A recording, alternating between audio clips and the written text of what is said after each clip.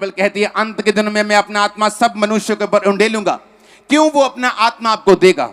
Bible कहती है परमेश्वर कुछ भी फालतू आपको नहीं देता। आपके घर में अगर फ्रिज है तो एक ही होगा, अगर दो है तो उसकी जरूरत होगी। आप बिना फालतू के घर में आपने अपनी छत पर 10 पंखे नहीं लगाए होंगे, एक लगाया होगा या 2 लगाए होंगे। बहुत बड़ा हाल होगा तो 4 लगाए होंगे, लेकिन आपने 50 पंखे वहां नहीं लगाए होंगे। आप उन चीजों को नहीं लगाते, नहीं खरीदते जो आपके फायदे की नहीं है।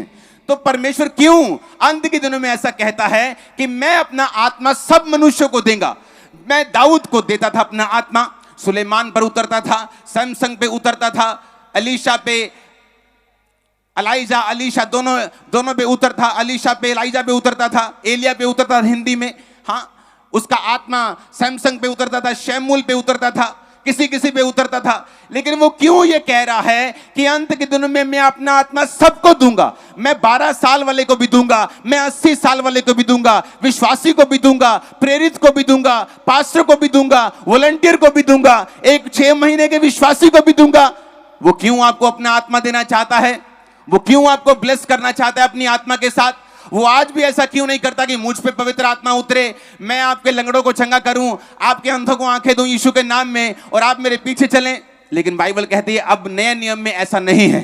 नए नियम में उसने कलीसिया में प्रेरित ठहराए हैं, सबसे पहले भविष्यद्वक्ता ठहराए हैं, इवेंजलिस्ट ठहराए हैं, पास्टर्स ठहराए हैं, टीचर ठहराए हैं।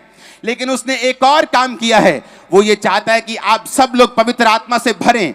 लेकिन क्यों? वो क्यों आपको अपना आत्मा देना चाहता है? अब ध्यान से मेरी बातों को समझना। बाइबल कहती है पुराने नियम में परमेश्वर ने याजकों को बोला कि जितने मेरे याजक हैं, याजक यानी सेवा करने वाले लोग, कुछ तंबू को उठाते थे, तंबू उठा के आगे आगे चलते थे, और कुछ लोग बाइबल कहती है अंदर जाके दीप जलाते थे, कुछ लोग अंदर की सफाई करते थे। अलग अलग तरह की सेवा थी। याजक लोग पाप बलियां, मेल बलियां चढ़ाते थे। महायाजक लोग साल में एक बार लहू लेकर परम पवित्र स्थान में तंबू के अंदर जाते थे। तो बाइबल कहती परमेश्वर ने कहा था मेरे याजक लोग जो होंगे मैं उन्हें बेस्ट आशीष दूंगा, मैं उन्हें उत्तम से उत्तम तेल दूंगा। यानी अगर 10 तरह का तेल है तो इस पंजाब में मैं बोलूं कि 10 तरह का अच्छे से अच्छा सरसों का तेल लेके आओ। तो परमेश्वर ने कहा जो बेस्ट 10 होंगे और 10 में से जो बेस्ट होगा मैं अपने याजक को दूंगा। मैं उसे उत्तम तेल दूंगा, उत्तम पानी दूंगा, उत्तम खाना दूंगा, उत्तम परिवार दूंगा, उत्तम आशीष दूंगा। मैं इसके परिवार पर, मैं इसके फाइनेंस पर, मैं हर तरफ इसको आशीष दूंगा। परमेश्वर ने याजकों के साथ यह वायदा किया था। अब बाइबल कहती है प्रभु यीशु मसीह क्रूस पर चढ़ाए गए और वो मारे गए और वो जी उठे। जब बाइबल कहती है वो जी उठे और जब मरियम उनको छूने के लिए जा रही थी तो परमेश्वर ने कहा मरियम अभी मत मुझे छू, क्योंकि मैं पिता के पास अभी नहीं गया हूं। क्योंकि बाइबल कहती है पुराने नियम में जब तक महायाजक जो था, जब परम पवित्र स्थान में अंदर जाता था तो कोई उसे टच नहीं कर सकता था।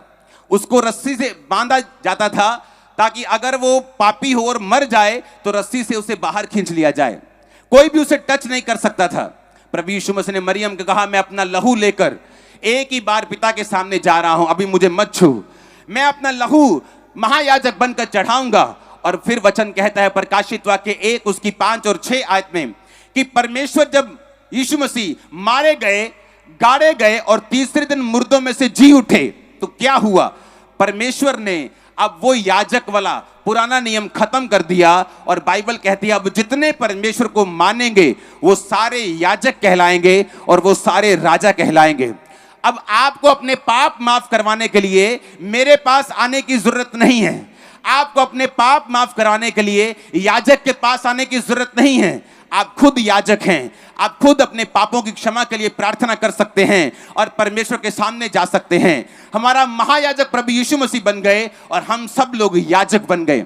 अगर हम लोग याजक बन गए तो व्यवस्था कहती है कि याजकों को परमेश्वर उत्तम देगा और याजकों का यह काम होगा कि वो परमेश्वर की सेवकाई को करें, वो परमेश्वर की सेवा को करें। इसीलिए जब यहोशू सब लाखों इस्राएलियों को इकट्ठा करता है और कहता है मैं अपने घराने समेत यहोवा की सेवा करूंगा, पर तुम चुन लो तुम किसकी सेवा करोगे। अगर सेवा थोड़े लोगों ने करनी होती, अगर परमेश्वर की आज भी ये इच्छा है कि मैं सेवा करूं, मेरा घराना ना करे, आप सेवा करें, आपका मोहल्ला ना करे, बस एक एक लोग चुने जाएं और वो सेवा करें और बाकी नहीं। लेकिन बाइबल कहती है, यीशु मसीह ने कहा अब तुम जाओ, मत्ती 28 उसकी 18 से 20, तुम जाओ और सब जातियों के लोगों को चेला बनाओ, उन्हें बाप बेटा पवित्र आत्मा के नाम से बपतिस्मा दो, सब बातें जो मैंने तुम्हें मानना सिखाई उन्हें मानना सिखाओ, और देखो जगत के अंत तक मैं तुम्हारे साथ हूं। परमेश्वर ने किसको कहा? ये चेलों को नहीं बोला, चेलों को नहीं कहा। जब परमेश्वर ये वचन दे रहे थे तो वचन कहता है वहां 500 से अधिक लोग मौजूद थे, वहां 12 प्रेरित भी मौजूद थे, यहूदा इस्करियोती को छोड़ के वहां पे और भी लोग मौजूद थे। आने वाले प्रेरित, अपकमिंग प्रेरित, पास्टर्स, टीचर, इवेंजलिस्ट, विश्वासी सब मौजूद थे। अगर परमेश्वर ने सिर्फ प्रेरितों को बोलना होता कि जाओ सेवा करो, तो परमेश्वर पब्लिक में ऐसा मैसेज ना देता, पर उसने बाइबल कहती 500 लोगों के बीच में मैसेज दिया, अब तुम लोग जाओ और मेरी सेवा करो, क्योंकि तुम लोग याजक बन चुके हो। जब मैंने लहू को बहा दिया, जब महायाजक बन के अपना लहू परमेश्वर के सामने चढ़ा दिया, अब तुम राजा हो और याजक हो, अब तुम मेरे याजक हो, तुम मेरी सेवा करोगे और मैं तुम्हें अय्यूब की तरह बरकत दूंगा, मैं तुम्हें ऊंचा करूंगा, मैं तुम्हें बढ़ाऊंगा, सारे वायदे तुम्हारी जिंदगी में पूरा करूंगा। आमीन। मेरे को ऊंचे वाला चाहिए चर्च।